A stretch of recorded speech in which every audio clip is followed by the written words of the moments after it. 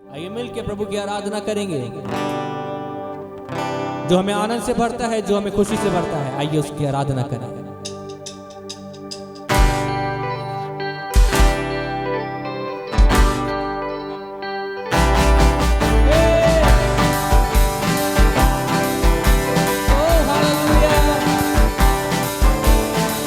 ये जीवन है तेरा प्रभु जी, तू ही राज करे हो तेरी मर्जी। ये जीवन है तेरा प्रभु जी, तू ही राज करे हो तेरी मर्जी। संग तेरे हम गाते जाए, आए मुसीबत मुस्कुराए। संग तेरे हम गाते जाए, आए मुसीबत मुस्कुराए। तेरे भवन में आनंद की भरपूरी है। यीशु तू संग तो जीवन में संतुष्टि है। ओ तेरे भवन में आनंद की भरपूरी है। ओ यीशु तू संग तो जीवन में संतुष्टि है।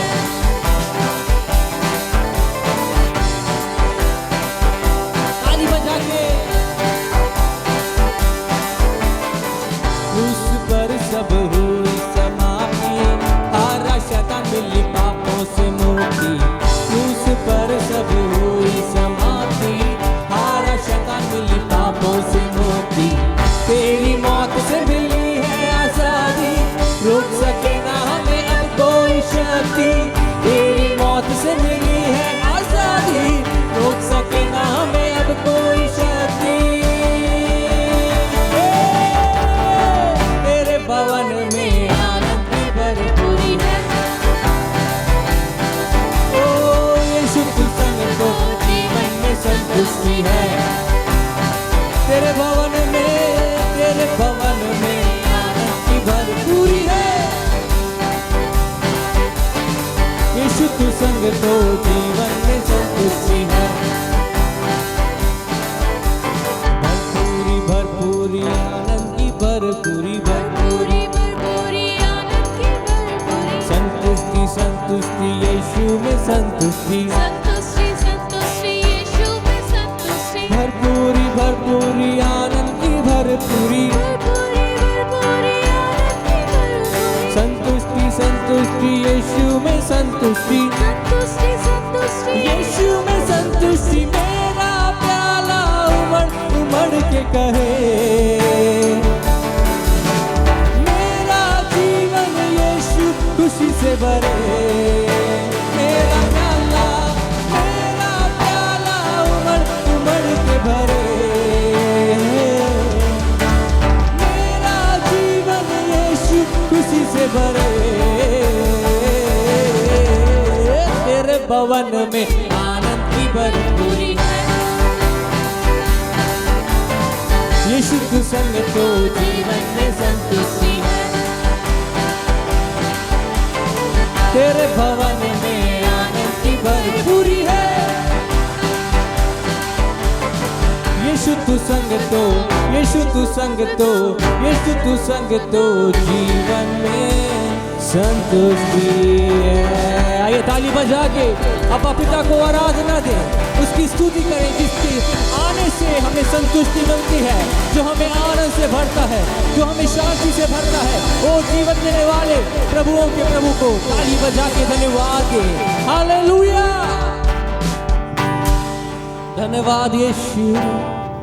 तेरा हाथ हम पे बना रहे प्रभु, तेरा प्यार हम पे सदैव बना रहे प्रभु। आइए अपनी आंखों को बंद करके उसकी ओर निहारें। एक बार फिर जब प्रभु ने यह अवसर दिया है कि हम उसकी आराधना करें, तो आइए हृदय की गहराई से प्रभु को आराधना करें। ओ अब्बा स्वर्गीयोस्तु मेरी आत्मा पर बरसने दे। स्वर्गीयोस्तु मुझ पर बरसा दे। हे पवित्र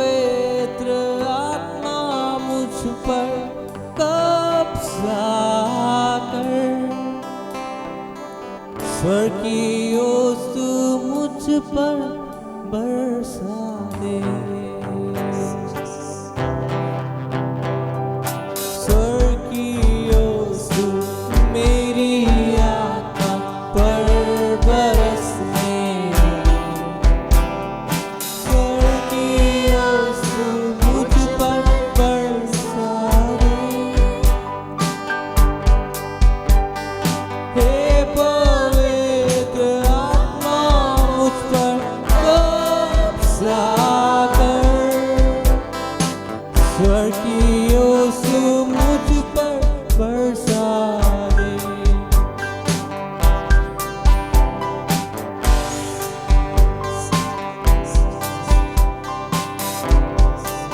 ओ अब्बा तेरी आराधना हो, आऊं जब तेरे सन्मुख प्रकाशित मुझे कर, अपनी बाहों में लेकर तू चल, आऊं जब तेरे सन्मुख प्रकाशित मुझे कर, अपनी बाहों में लेकर तू चल। हे पवित्र आत्मा, हे पवित्र आत्मा मुझ पर कब्जा कर, स्वर्ग की ओस मुझ पर बरसा दे। हे पवित्र आत्मा, हे पवित्र आत्मा मुझ पर कब्जा कर, हालेलुया, स्वर्ग की ओस मुझ पर बरसा दे। स्वर्ग की ओस तू मेरी आत्मा पर बरसने दे, स्वर्ग की ओस तू मुझ पर बरसा दे। हे पवित्र आत्मा मुझ पर कब्जा कर, स्वर्ग की ओस तू मुझ पर बरसा दे। ओ स्वर्ग की ओस तू मुझ पर बरसा दे। एक बार फिर देखिए गहराई से बोले, स्वर्ग की ओस तू मुझ पर बरसा दे। तेरी पवित्र ओस को, तेरी उस सामर्थ को प्रभु मेरे जीवन में रहने दे। जब हम तेरे चरणों के पास आए तो हमें प्रकाशित करे प्रभु, अपनी बाहों में हमें ले ले प्रभु, और तेरे नजदीक चला प्रभु, अपनी आत्मा से हमें घेरे रहे प्रभु,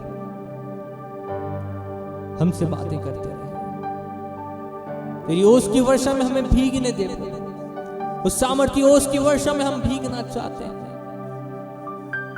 हम डूबे रहना चाहते हैं खुदा, तेरे उस अभिषेक में, तेरी उस सामर्थ्य में।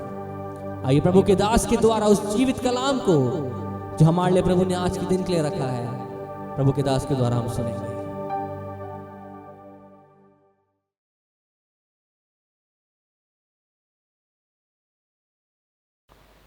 Praise the Lord. Mount Carmel church Ajmer के डिलीवर्ड कार्यक्रम में आप सभी का अभिनंदन है। आइए आज शाम परमेश्वर के वचन की ओर चलते हैं और परमेश्वर के वचन में से मत्ती रचित सुसमाचार और उसका 23वां अध्याय और उसके 15 पद को पहले मैं आपके लिए पढ़ूंगा, और यदि समय रहा तो हम और आगे बढ़ेंगे। और यहाँ हम देखते हैं कि परमेश्वर का वचन कहता है कि हे कपटी शास्त्रियों और फरीसियों, तुम पर हाय, तुम एक जन को अपने मत में लाने के लिए सारे जल और थल में फिरते हो, और जब वह मत में आ जाता है तो उसे अपने से भी दूना नारकीय बना देते हो। मेरे अजीज़ों, यीशु मसीह जब अपनी देह के दिनों में था तो शास्त्री और फरीसियों के विषय में जो बातचीत यहाँ पर यीशु मसीह अपने चेलों को बता रहा है, और जैसा हमने पहली 23 अध्याय के पहली दूसरी पद में देखा था, वहाँ लिखा है कि तब यीशु ने भीड़ से और अपने चेलों से कहा, शास्त्री और फरीसी मूसा की गद्दी पर जो बैठे हैं, इसलिए जो कुछ वो तुमसे कहें वो तो तुम करना, परंतु उनके से काम मत करना, क्योंकि वो खुद कहते तो हैं परंतु करते नहीं हैं। यानी वो तुम्हारे ऊपर अधिकारी ठहराए गए हैं, परंतु तुम उनके गलत कामों में उनका साथ मत देना। मेरे अजीजों, जब हम लोगों के गलत कामों में उनका साथ नहीं देते हैं तो लोग हमसे नाराज़ हो जाते हैं और वो चाहते हैं कि हम उनके गलत कामों में उनका साथ दें, और जब हम उनका साथ नहीं देते हैं तो वो हमसे नाराज़ होते हैं और हमारा साथ छोड़ देते हैं और हमारी निंदा करते फिरते हैं, और ऐसी स्थिति आ जाती है। तो वो चाहते हैं कि जो गलत काम हम कर रहे हैं उस गलत काम में आप हमारा साथ दो। तो प्रभु यीशु मसीह ये बात कह रहा है कि आप उनकी बात सुनना, जो वचन से वो सिखाते हैं मानना, परंतु उनके से गलत काम जो वो करते हैं, इसका मतलब क्या है? ये शास्त्री और फरीसियों का यही हाल था कि दूसरों को सिखाने में लगे रहते थे, खुद सीखने में कोई रुचि नहीं थी। आज भी बहुत सारे लोगों का हाल यही है, सिखाने में बहुत रुचि है, शिक्षक बनने में रुचि है, लेकिन सीखने में या खुद को अधीनता में रहने की बात जब आती है तो आप रहने के लिए तैयार नहीं हैं। यीशु मसीह ने उनसे कहा कि तुम, यहाँ देखते हैं हम एक व्यक्ति को, वो बोल रहा है यीशु मसीह कि एक व्यक्ति को अपने मत में लाने के लिए, यानी उसे अपने धर्म में लाने के लिए, उन दिनों में भी जब वहाँ पर इज़राइल के अंदर जब ये शास्त्री और फरीसी लोग होते थे तो दो प्रकार के यहूदी हुआ करते थे। एक वो यहूदी जो जन्मजात से यहूदी हुआ करते थे, परंतु दूसरे वो यहूदी होते थे जो अन्य जाति थे, लेकिन यहूदियों की कुछ रीति रिवाज, कस्टम सिस्टम उनको पसंद आता था, और उस वजह से वो लोग जो हैं यहूदी धर्म में रुचि रखते थे और कभी कभी वो उस धर्म को और उसकी बातों को धारण भी कर लेते थे। और यहाँ ये यहूदी लोग को ये सिखाते थे और ये चाहते थे कि सब जो गैर यहूदी हैं वो सब यहूदी हो जाएं और परमेश्वर के आज्ञाओं का, नियमों का पालन करें, सब लोग खतना कराएं, और इस प्रकार की बहुत सारी बातें उन दिनों में भी वहाँ पर प्रचलन में थी। तो ये एक व्यक्ति को अपने मत में लाने के लिए शायद सारे, बाइबल बताती है वो सारे जल थल में फिरते थे, यानी एक अथक, ये सारे जल थल में फिरने का क्या मतलब है? इसका मतलब यह है कि वो अथक प्रयास करते थे। मतलब यूँ कहूँ कि उनको जोश तो था, ज़ील तो थी, परंतु बुद्धिमानी के साथ नहीं थी। आज भी बहुत सारे लोग हैं जो ज़ील रखते हैं प्रभु यीशु मसीह के सेवा के प्रति, परमेश्वर के प्रति, लेकिन पौलुस कहता है कि वो बुद्धिमानी के साथ अपने कामों को नहीं करते। तो हमें करना क्या है? हमें बुद्धिमानी के साथ काम करना है, बुद्धिमानी के साथ सेवा करना है, बुद्धिमानी के साथ लोगों को परमेश्वर का वचन समझाना है। तो ये बोल रहे हैं यीशु मसीह कि एक व्यक्ति को तुम अपने मत में लाने के लिए बहुत अथक प्रयास करते हो, और जब वो मत में आ जाता है तो उसे तुम क्या बना देते हो? दुगना नारकीय बना देते हो, यानी नरक का अधिकारी बना देते हो। तो हम देखते हैं कि जब पौलुस अपने चरम सीमा पर था सेवकाई के, तो बहुत सारी जगह पर वो अन्य जातियों को सुसमाचार सुनाता था। मैं परमेश्वर के वचन में से आपके लिए पढ़ना चाहूँगा, प्रेरितों के काम 15वां अध्याय और उसके 22 पद से पढ़ूँगा तो आपको समझ में आएगा। तब यहाँ लिखा है, तब सारी कलीसिया सहित प्रेरितों और प्राचीनों को अच्छा लगा कि अपने में से कई मनुष्यों को चुने, अर्थात यहूदा जो बरसब्बा कहलाता है और सिलास जो भाइयों में मुख्य था, और उन्हें पौलुस और बरनबास के साथ अंताकिया को भेजे और उनके हाथ यह लिख भेजे कि अंताकिया और सूरिया और किलिकिया के रहने वाले भाइयों को जो अन्य जातियों में से हैं, अन्य जातियों में से हैं, यहाँ एम्फेसाइज कर रहा हूँ मैं कि वो लोग क्या हैं, अभी अभी प्रभु के अंदर आए हैं, अन्य जातियों में से हैं, और प्रेरितों और प्राचीनों और भाइयों का नमस्कार। हमने सुना है कि हम में से कितनों ने वहाँ जाकर तुम्हें अपनी बातों से घबरा दिया है। क्या करते हैं लोग? आज विश्वासी भी कभी कभी ऐसा करते हैं। जो नया विश्वासी आता है उसको ठीक तरीके से बात नहीं करते, ठीक तरीके से उसके साथ व्यवहार नहीं करते, और नया विश्वासी जो है वो घबरा कर भाग जाता है। और यहाँ लिखा है कि अपनी बातों से तुम उसे क्या कर देते हो? घबरा देते हो। और विशेष तौर से जो मंडलियों में नए लोग आते हैं वो इन बातों को समझे कि इन मंडली में जो नए लोग आने वाले हैं उनके साथ किस प्रकार से व्यवहार किया जाए। और तुम्हारे मन उलट दिए हैं, परंतु हमने उनको आज्ञा नहीं दी थी, वे अपने आप से ही कर रहे हैं, ठीक है। इसलिए हमने एक चित होकर ठीक समझा कि चुने हुए मनुष्यों को अपने प्यारे बरनबास पौलुस के साथ तुम्हारे पास भेजें। ये तो ऐसे मनुष्य हैं जिन्होंने अपने प्राण हमारे प्रभु यीशु मसीह के नाम के लिए जोखिम में डाले हैं, और हमने यहूदा और सिलास को भेजा है जो अपने मुंह से भी ये बातें कह देंगे। पवित्र आत्मा को और हमको ये ठीक जान पड़ा कि आवश्यक बातों को छोड़ तुम पर अधिक बोझ ना डालें, कि मूर्तों के बलि कियों से और लहू से और गला घोंटों के मांस से और व्यभिचार से परे रहो, इनसे परे रहो, तुम्हारा भला होगा आगे शुभ। मेरे अजीजों, इसी की अगर मैं 17 पद को आपको पढ़ के बताऊं, यहाँ लिखा है, इसलिए कि शेष मनुष्य अर्थात सब अन्य जाति जो मेरे नाम के कहलाते हैं प्रभु को ढूंढें। यह वही प्रभु कहता है जो जगत की उत्पत्ति से इन बातों का समाचार देता आया। इसलिए आज मेरा विचार यह है कि अन्य जातियों में से जो लोग परमेश्वर की ओर फिरते हैं, हम उन्हें दुख ना दें, हम उन्हें दुख ना दें, यानी हम उनको डराएं नहीं, ठीक है। और लिखा है, परंतु उन्हें लिख भेजें कि वे मूर्तों की अशुद्धता और व्यभिचार और गला घोंटों के मांस से और लहू से परे रहें, क्योंकि पुराने समय से नगर नगर मूसा की व्यवस्था के प्रचार करने वाले होते चले आए हैं, और वह हर सब्त के दिन आराधनालय में पढ़ी जाती है। यानी वो व्यवस्था को ज़बरदस्त रूप से सिखाते थे और वो चाहते थे कि उसको पूरा करें, और बहुत अच्छी बात है, लेकिन डराना नहीं है।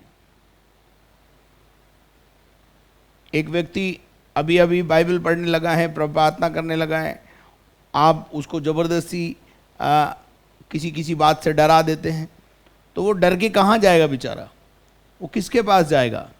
तो इसलिए बाइबल का परमेश्वर यहाँ पर हमें पौलुस के द्वारा बहुत अच्छी रीति से सिखाता है कि किस प्रकार से अन्य जातियों के बीच में।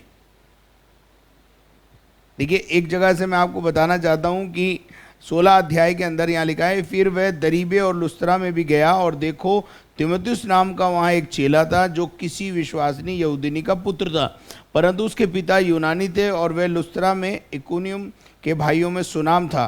पौलुस ने चाहा कि वो मेरे साथ चले, और जो यहूदी लोग उन जगहों के कारण थे उनके कारण उसका लेकर उसका खतना किया, क्योंकि वे सब जानते थे कि उसका पिता यूनानी था। यानी इससे यहूदी बनाने के लिए वहाँ पर पौलुस ने उसका खतना कराया, ताकि खतना वाले लोगों के बीच में वो जाकर प्रचार कर सके। जैसे हम मूसा के ज़माने में देखते हैं निर्गमन के 4 अध्याय के अंदर, कि जो है जब मूसा वहाँ जा रहा था इजरायलियों के बीच में। तो परमेश्वर ने उससे कहा था कि जाने से पहले सावधान हो जाना, सब बातों में अपने आप को जांच लेना, परख लेना, ऐसा ना हो कि वो तुझे अपना लीडर ग्रहण करने के से इनकार करे। तो बात क्या थी? बात इतनी सी थी, मूसा के परिवार में उसकी पत्नी जो है वो खतना के विरोध में थी। वो नहीं चाहती थी कि उसके बेटे का खतना हो, इसलिए वो एक विरोधाभास अवस्था थी वहाँ पर। और परमेश्वर को पता था कि जब मूसा वहाँ पहुँचेगा तो लोग सबसे पहले यही बोलेंगे कि तू हमें क्या सिखाएगा, क्योंकि तेरा खुद का जो बेटा है उसका अभी तक खतना नहीं हुआ है, इसका मतलब तू खतना में विश्वास नहीं करता है। और परमेश्वर नहीं चाहता था कि उसके भेजे हुए पर कोई दोष लगाए, इसलिए परमेश्वर ने रात के समय सराय के अंदर आकर परमेश्वर ने हस्तक्षेप किया और उसके पत्नी को इस बात को समझने पर मजबूर किया कि खतना करा कर के ही वो मिस्र में जाए ताकि कोई उसके ऊपर उंगली ना उठाए। तो कहने का अर्थ यह है कि एक व्यक्ति को जब हम अपने मत में लाते हैं या उसे प्रभु के बारे में बताते हैं तो आप उसे डराएं नहीं। तुम्हें ये भी छोड़ना पड़ेगा, तुम्हें ये भी छोड़ना पड़ेगा, तुम्हें ये भी छोड़ना पड़ेगा।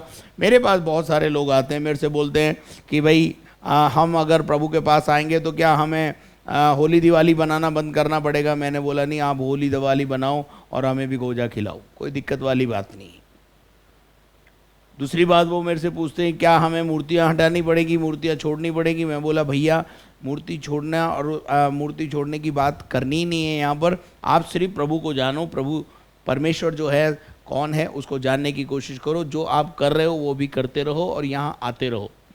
और मैं जानता हूँ कि जब वो परमेश्वर का वचन सुनेंगे, पवित्र आत्मा उनके जीवन में आएगा, तो मूर्ति पूजा उनके जीवन से निकल जाएगी अपने आप।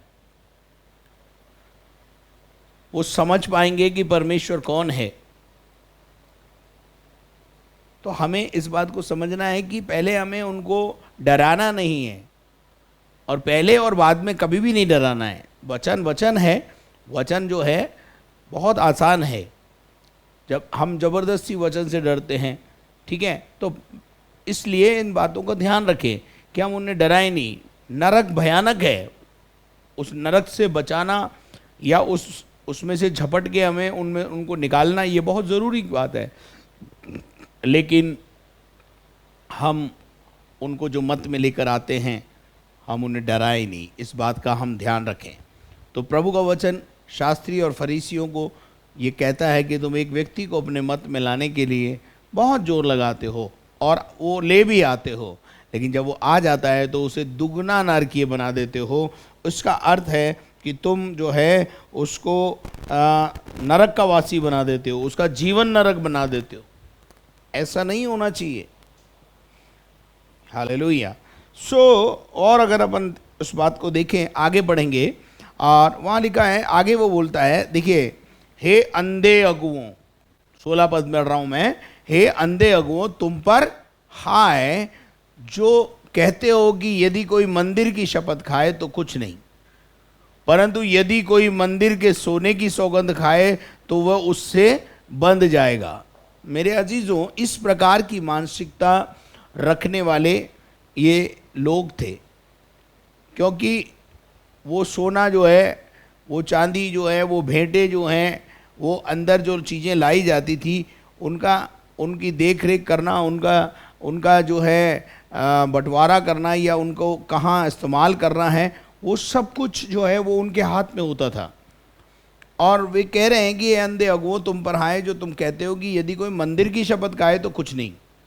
मंदिर को हल्का कर रहे हैं और मंदिर में आने वाली भेंट को वो भारी कर रहे हैं। उसका महत्व मंदिर से ज़्यादा समझा रहे हैं लोगों को।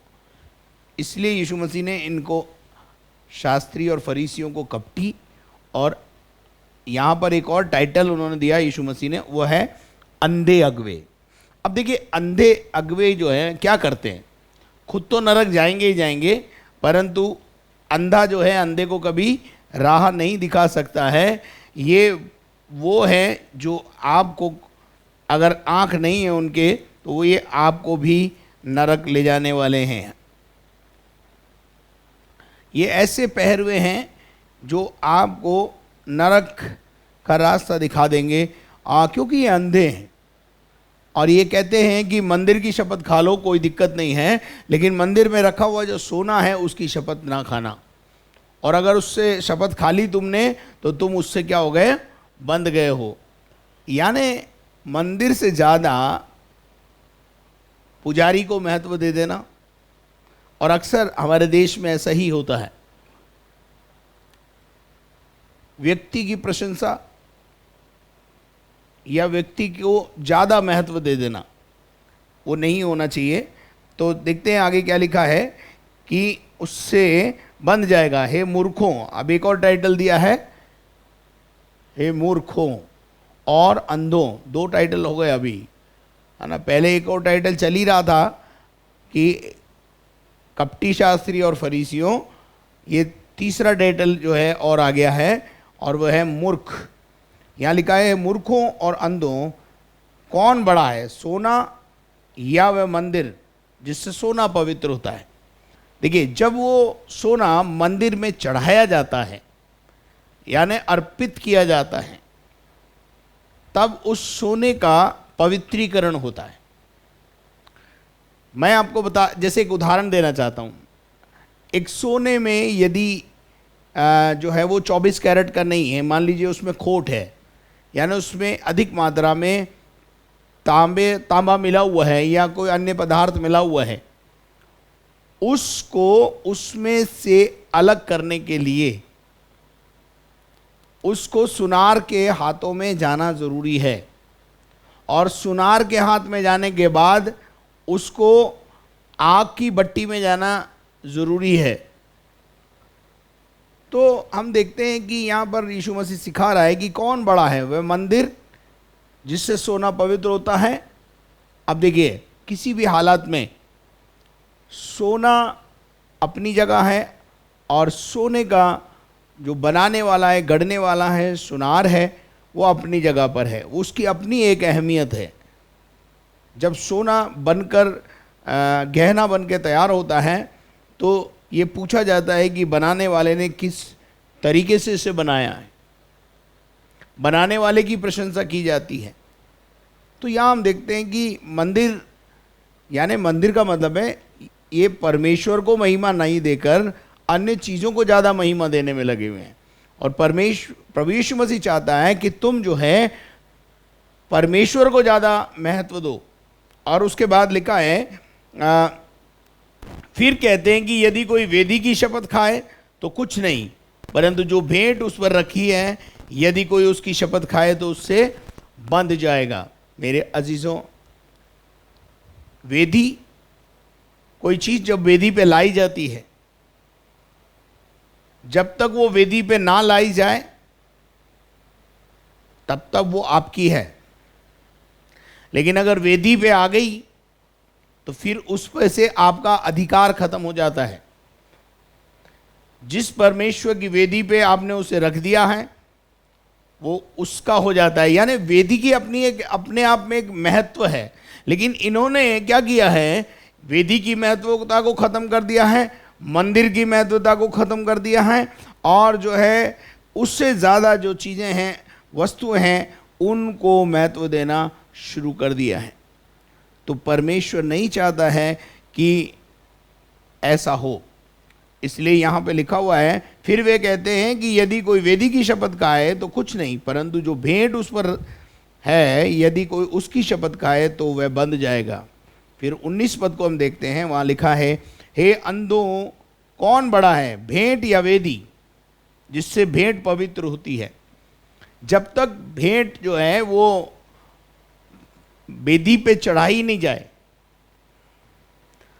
तब तक उसमें पवित्रता नहीं आती है, लेकिन जब भेंट को वेदी पे चढ़ा दिया जाता है, मैं अगर आपसे ऐसा कहूं कि जब तक ये जीवन आपका है, लेकिन जिस दिन आपने अपना ये जीवन परमेश्वर की वेदी पे रख दिया, फिर उसके बाद से ये आपका नहीं है। आपको आपके हिसाब से चलने का अधिकार खत्म हो गया, अब आपको प्रभु के हिसाब से ही चलना होगा। हम देखते हैं कि यहाँ लिखा है कि हे अंधों, कौन बड़ा है, वेदी या जिससे भेंट पवित्र होती है। भेंट जब तक वेदी पे ना चढ़ाई जाए वो पवित्र नहीं होती।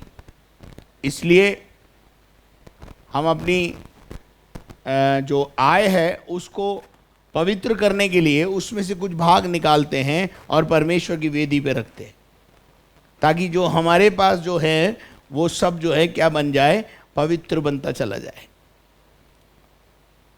और उस देखिए, इस दुनिया में जो कुछ भी है सब श्रापित है, क्योंकि जितना जो चीज भूमि से उगती है या भूमि से उगी हुई चीज़ों को खाकर हम बड़े होते हैं, उसमें दुख है, श्राप है।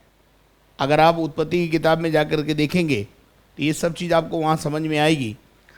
लेकिन यदि उस भेंट को, उस आय को और उस अनाज को जो पृथ्वी से उग रहा है, जो श्रापित भूमि से उग रहा है, उसको लिया जाए और उसका पवित्रीकरण कर दिया जाए, तो उस पवित्रीकरण के द्वारा, पवित्रीकरण कैसे होगा? यीशु मसीह के लहू के द्वारा।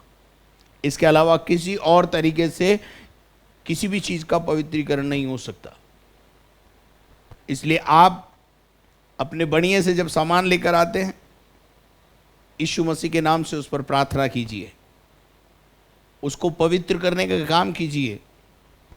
जब आप उस पर हाथ रख कर के प्रार्थना करेंगे, वो चीज़ें पवित्र होंगी, और जब आप उनका इस्तेमाल करेंगे,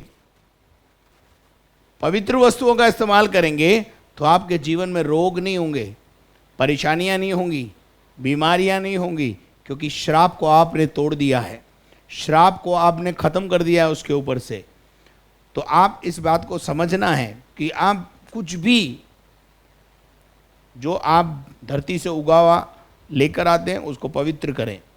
तो आप देखते हैं कि यहाँ लिखा है कि जिससे भेंट पवित्र होती है, और आपको पवित्र कैसे करना है वो परमेश्वर के वचन को पढ़ना है और आपको सीखना है। प्रार्थना कैसे करनी है वो भी सीखना है। कुछ भी आप बाजार से लेकर आते हैं, मैं ऐसा कहता हूँ, कुछ भी आप बाजार से लेकर आए, आप उसके लिए पहले प्रार्थना कीजिए, उस पर आए हुए श्राप को तोड़िए, फिर आप उसका इस्तेमाल कीजिए। फिर देखेंगे आप मैं बहुत सारे लोगों को जानता हूं जो कार खरीदते हैं, जो मोटरसाइकिल खरीदते हैं, या टू व्हीलर, फोर व्हीलर, किसी भी प्रकार का खरीदते हैं, सीधे प्रभु के भवन में लेकर आते हैं। क्यों लेके आते हैं? एक हृदय होता है उनके पास कि धन्यवाद का बलिदान चढ़ाएं, और प्रभु के दास के पास लाकर धन्यवाद का बलिदान चढ़ाते हैं, और प्रभु का दास उस पर हाथ रख करके उसके लिए प्रार्थना करता है, और जितना श्राप होता है उसे तोड़ता है। और उसके बाद जब वो इस्तेमाल की जाती है तो महिमा प्रकट होती है, दुर्घटनाएं नहीं होती हैं, इस्तेमाल ढंग से हो। लेकिन मैं कई बार ऐसा बोलता हूँ कि जिस गाड़ी के ऊपर आपने प्रार्थना कराई है, उस गाड़ी में बैठकर अगर आप शराब पिएंगे तो वो जो पवित्रीकरण किया गया है वो खत्म हो जाता है। क्या आपको मेरी बात समझ में आ रही है? इसलिए चाहे ड्राइवर हो चाहे मालिक हो, नशा करके अगर आप गाड़ी चला रहे हैं तो प्रार्थना का असर जो होता है वो खत्म हो जाता है, और फिर परमेश्वर आपको बचाने वाला भी नहीं है। इसलिए आपको ध्यान रखना है इस बात का। तो यहाँ लिखा हुआ है, इसलिए और जो मंदिर की शपथ खाता है और उसकी और उसमें रहने वाले की भी शपथ खाता है, और जो स्वर्ग की शपथ खाता है वह परमेश्वर के सिंहासन की और उस पर बैठने वाले की शपथ खाता है। मेरे अजीजों, प्रभु यीशु मसीह ने अपनी देह के दिनों में कहा, तुम्हारी बात हाँ की हाँ और ना की ना हो। शपथ खाने की तुम्हें ज़रूरत नहीं है, बाइबल उठाने की ज़रूरत ना पड़े, किसी को विश्वास दिलाने के लिए आपको बाइबल उठाने की ज़रूरत नहीं है। अगला विश्वास करे तो करे, नहीं करे तो मत कर, कोई दिक्कत नहीं है। आपकी बात हाँ की हाँ और ना की ना होती है। विश्वासी का ऐसा एक जीवन होना चाहिए। विश्वासी इस बात के लिए बिल्कुल सतर्क रहे कि शपथ नहीं खानी है। शपथ खाना परमेश्वर को पसंद नहीं है। और जो स्वर्ग की शपथ खाता है वह परमेश्वर के सिंहासन की और उस पर बैठने वाले की भी शपथ खाता है। सो हम इस बात को अच्छी रीति से समझें कि प्रभु का वचन इन अंधे अगुए और इन मूर्ख अगुओं को जो आपको गलत सिखाते हैं, मेरे अजीज़ों, परमेश्वर के वचन में से एक बात मुझे याद आ रही है कि हम जो है इन दिनों में शुभ और अशुभ मूर्तों को मानते हैं, जबकि परमेश्वर का वचन ऐसा कहता है कि हमें शुभ और अशुभ के मूर्तों को नहीं मानना है और हमें इन बातों से दूर रहना है। लेकिन चूंकि हम अन्य जातियों के बीच में रहते हैं, हम भी उन बातों को करते हैं। देखिए, परमेश्वर के वचन में लिखा हुआ है कि दूसरा इतिहास 33वां अध्याय और उसके 5 पद को मैं आपके लिए पढ़ रहा हूँ। वह यहोवा के भवन दोनों आंगनों में से भी आकाश के सारे तारागण के लिए वेदियां बनाए, और उसने हिन्नोम की बेटी की तराई में अपने लड़के वालों को होम करके चढ़ाया और शुभ और अशुभ मूर्तों को मानता, टोना और तंत्र मंत्र करता और ओझों और भूत सिद्धियों से व्यवहार करता था। वरन उनसे ऐसे बहुत सारे काम उसने ऐसे बहुत सारे काम किए जो यहोवा की दृष्टि में बुरे थे और जिनसे यहोवा अप्रसन्न रहता था। परमेश्वर चाहता है कि हमारी बात हाँ की हाँ हो। अपने पापों के बलिदान के लिए जो है किसी और प्रकार का बलिदान चढ़ाने की अब ज़रूरत नहीं है, क्योंकि यीशु मसीह ने अपना बलिदान देकर हमें छुड़ा लिया है। यहाँ हम देखते हैं कि शुभ और अशुभ मूर्तों को मानते हैं। मेरे अजीज़ों, मैं आपको बताना चाहता हूँ, सोमवार से लेकर शनिवार इतवार तक जो भी परमेश्वर ने बनाया, 7 दिन परमेश्वर ने बनाए, सब शुभ हैं। लेकिन हम अभी भी शुभ और अशुभ में उलझे हुए हैं। हमें चाहिए कि हम इनसे बाहर आएं। ठीक है, जो नहीं जानते हैं, जो अनजान में शुभ और अशुभ में उलझे हुए हैं, हमारे लिए बाइबल बताती है हमारे लिए सब शुभ है, क्योंकि सब कुछ हमारे परमेश्वर ने बनाया है। फिर हम क्यों ऐसा काम करें कि शुभ और अशुभ मूर्तों को माने, टोना और तंत्र मंत्र करने वालों के पास जाएं, ओझों और भूत सिद्धि करने वालों के साथ व्यवहार करें। वरन उनने ऐसे बहुत सारे काम किए जो यहोवा की दृष्टि में बहुत बुरे थे और जिनसे खुदा खुश नहीं था। आज भी बहुत सारे लोग हैं जो ऐसे काम करते हैं। खैर, मेरा विषय ये नहीं है, परंतु विषय ये था कि हम मत्ती के अंदर देख रहे थे कि जो एक व्यक्ति को हमारे मत में लाने के लिए हम बहुत अथक प्रयास करते थे ये लोग, और प्रयास के बाद जब वो आ जाता था तो उसको नरक का अधिकारी बना देते थे, यानी उसे नरकीय बना देते थे, उसका जीवन बर्बाद हो जाता था। ऐसा नहीं होना चाहिए। हमारे पास जो अन्य जाति भाई बहन आते हैं हमारे प्रभु में, उनके लिए एक सॉफ्ट कॉर्नर होना चाहिए। मेरे जीवन में मैं उनसे सब बातों के अंदर मैं एक बात जानता हूं कि मुझे आपके शरीर से नहीं परंतु आपकी आत्मा से मतलब है, और मैं चाहता हूं कि आपकी आत्मा नरक से स्वर्ग में जाए। इस शरीर को बाद में आप जलाओ या गाड़ो, इससे कोई फर्क नहीं पड़ता है। बहुत सारे लोग यीशु के पास इसलिए नहीं आते, और भाई यीशु के पास आएंगे तो हमको जो है फिर गाड़ा जाएगा। नहीं, आपकी गलतफहमी है। अगर आपका कॉन्शियस आपको कहता है आपको जलना है तो आप जलिए, आपको गड़ना है तो आप गड़िए, पर यीशु को ग्रहण कीजिए, मन फिराइए, बपतिस्मा लेकर प्रभु को सच्चा मानिए।